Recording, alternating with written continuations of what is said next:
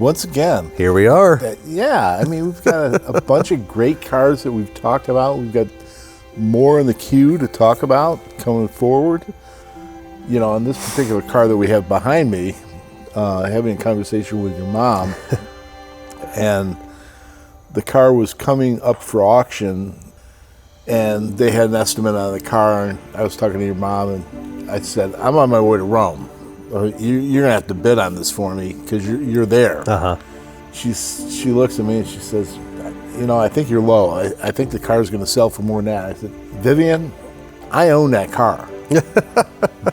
I'm getting ready to get on a plane to Rome, and I get a call from your mom, and she said, I can't believe it, but you bought the car.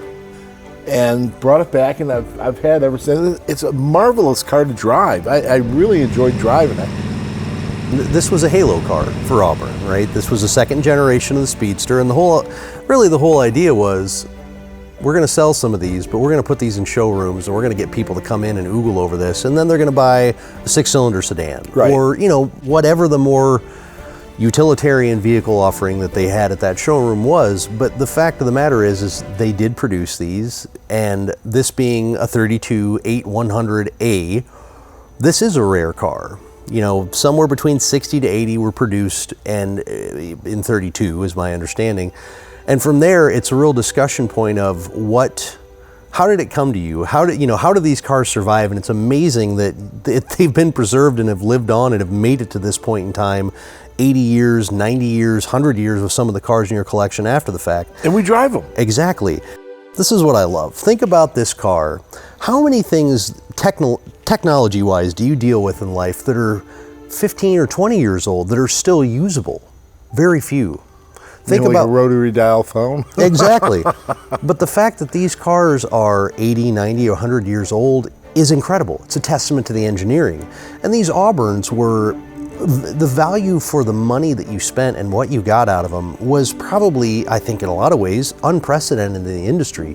They were powerful. They were stunningly beautiful. The brakes, even though by today's standards aren't the greatest, they were incredibly robust braking systems at Bendix on this at this point in time, and that's amazing. And they were truly a car that was the pinnacle of design at that point in time in so many respects, and they still are today, and they're still usable, and that's incredible to me. In a lot of ways, I think this is a testament to EL Cord coming in and really saving Auburn as a company. EL Cord came in 24. Auburn was producing 6 cars a day at that point in time. Which is nothing.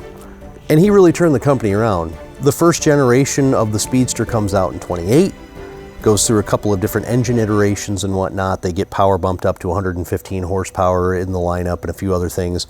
And then you get into the second generation in 31, which is what this is, and you had 898 the first year, then that became the 8-100.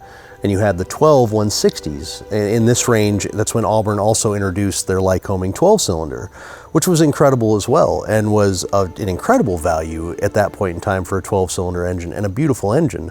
But the 8-100s and the 8-100As were a stunning 8-cylinder example. Powerful, light, beautiful to drive, zero headroom. If you're tall like you, it's impossible to drive, your head sticking out of the upholstery. But you got to remember too, this is a car that the 8-100A denotes the fact, the A is what denotes that this was a dual speed rear axle. It was a Columbia unit, and you could literally select that on the fly while you were driving. So this was effectively a 6-speed car, which was incredible to think about in 1932 to have that type of gearing. And it's what also makes that car still usable and drivable at highway speeds today. And this is a car that'd do 100 miles an hour.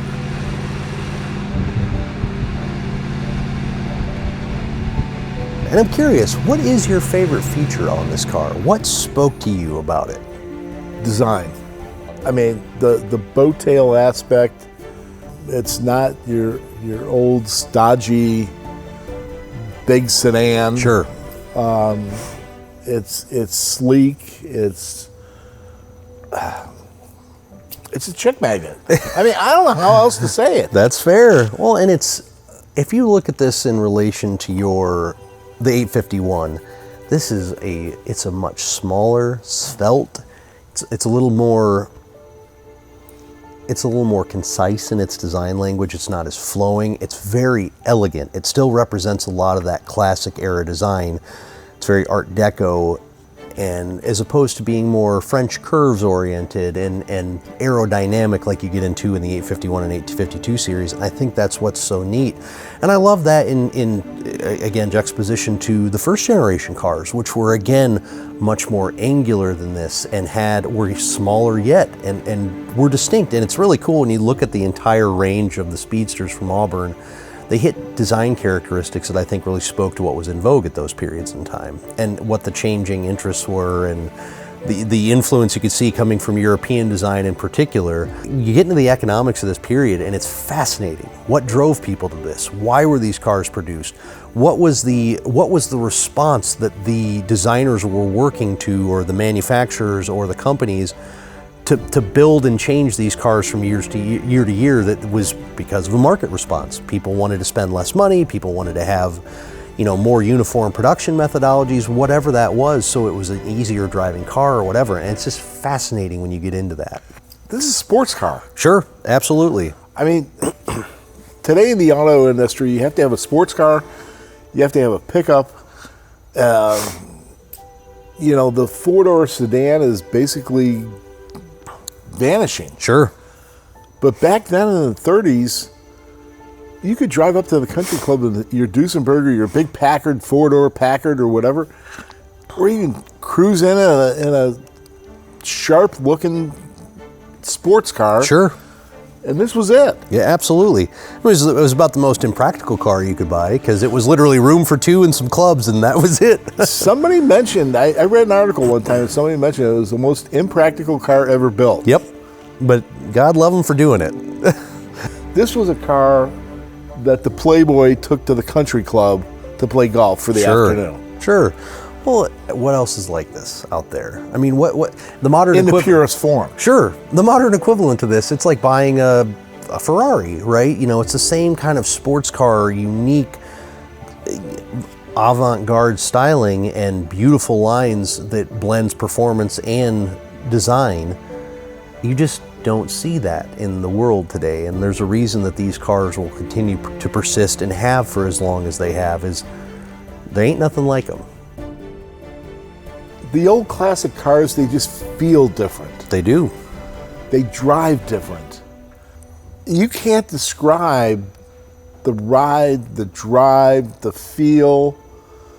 It snaps necks, it turns heads when these cars go down the road. Sure. And they look at it, wow, I've never seen one of those. Well, that's because this is one-on-one. Sure. It's amazing when you have any of these marques that have literal historians dedicated to them and people that have dedicated their lives to the study and the pursuit of purity and authenticity and evaluation of these. And I love that. Like Randy Ema, for example. Randy Ema, the PhD of ACD. Randy is somebody that I have a tremendous amount of respect for. He's dedicated the vast majority of his life from a young age to Auburn, Cord, and Duesenberg. And I love talking to somebody like that because their perspective, their knowledge, their historical correctness on these is incredible, and it's for a car. And why is that? It's because these cars have value beyond just monetary. They have artistic, they have industrial, they have economic, what was going on in the world, the economics of society, what was style, what things were in vogue, what wasn't, what did people want at that point in time. So when you talk to a Randy Ema, it's enthralling to hear these things, or when you talk to members of the ACD board, or a Mark Tomei, a former ACD club president who's a big Speedster fan, the guys that spend time writing the rules for judging to preserve this authenticity and this heritage. It's amazing. And then you have the other side of the equation where you have owners like you that want that. They want to have the real thing, and they want to know what it is, and they want to have that verification and that validation that is objective and third party. And I'm just lucky I get to be in the middle of that. It's a very special thing. Truly, it is. Can you kind of expand a little bit on what ACD certified means in the industry? Sure. The ACD certification process is a vetting process to say that this car is what it is purported to be. It's original Auburn components, it's an original body, it's original chassis, it's this, that, and the other. And it goes through a vetting process. Everything is marked, stenciled, verified, vetted, and a report is produced on this. And when a car is sold, actually you go through and you recertify the car under the new ownership. But the ACD certification is not your opinion. It's not my opinion. It's a third party's opinion, which is huge. It's not somebody coming up and saying, well, this is a great car. It's a third party that has no vested interest in it, saying this is a pure car. Yes. That's huge in the industry. It is. I think you and I have a unique relationship that the JBS Collection owns the cars, LaVine Restoration restores the cars, maintains the cars, represents the cars at car shows. And I think it's really something different and unique that the industry is starting to embrace that they've never experienced before, that the relationship between the owner and the restoration company. Because in my vision, it truly is a partnership that we're in this journey together, prepping the cars, getting the cars ready, taking them to shows. Hopefully they badge. I think that once you really get into an industry and you understand and appreciate the nuances and those, you are able to start to differentiate and separate out different things. That's when marks like this really come alive. I mean, how many people know Marmon or Peerless or you name it, all of these manufacturers that did really great and special things, but outside of the industry, it's not those huge brand name names that you're used to hearing. And I think that's where Auburn is really unique. It is a very passionate following. The club is very passionate about Auburn, and they were an excellent vehicle. That's why, from my perspective, any collector that's focused on American classics has to have an Auburn Speedster. Thanks again, Jack. Thank you. Glad having you participate and help try to educate people on the importance of these cars. Well, thanks for doing what you do for the industry.